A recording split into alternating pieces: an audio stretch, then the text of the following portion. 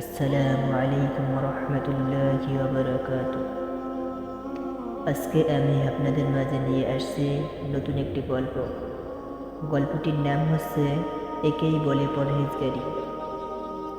হাকিমুল উম্মাহ হযরত থানভী রহমতুল্লাহি আলাইহির ঘটনা। একবার তিনি কোনো এক সফরে একটি ছোট রেল স্টেশনে এসে পৌঁছালেন। প্রচণ্ড বৃষ্টির দরুন বাইরে দাঁড়ানো সম্ভব হচ্ছিল না। ব্যাপারটি স্টেশন মাস্টারের নজরে পড়ল। তিনি হযরতকে রেল স্টেশনে একটি গুদামে বসার ব্যবস্থা করে দিলেন। হযরত থানভী রহমতুল্লাহি আলাইহি দীর্ঘক্ষণ যাবৎ অপেক্ষা করছেন। বাইরে এখনো বৃষ্টি পড়ছে। বিকেল গড়িয়ে সন্ধ্যা হলো। অন্ধকারের চারিদিকে ছেয়ে গেল। গুদামেও চলে এলো খুটখুটে অন্ধকার। স্টেশন মাস্টার এক কর্মচারীকে ডাকলেন। বললেন, গুদামে একটি হারিকেন জ্বালিয়ে দাও।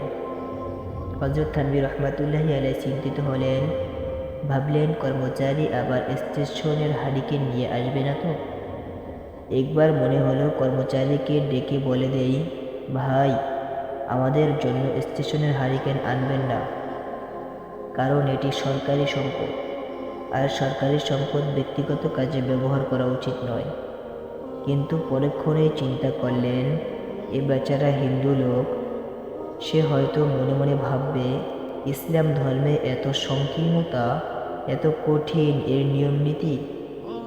এ চিন্তা করে হযরত থানভী রহমতুল্লাহি আলাইহি আন্তরিকভাবে দোয়া করতে লাগলেন।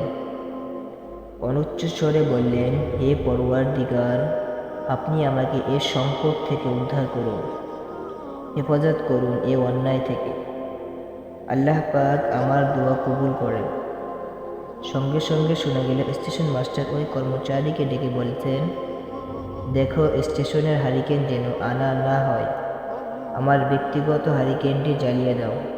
হযরত থানভী রহমতুল্লাহি আলাইহি আল্লাহ তাআলার শুকরিয়া আদায় করলেন এবং বললেন, স্টেশনের হারিকেন হলে অন্ধকারে বসে থাকতাম, তবুও তা জ্বলতে দিতাম না।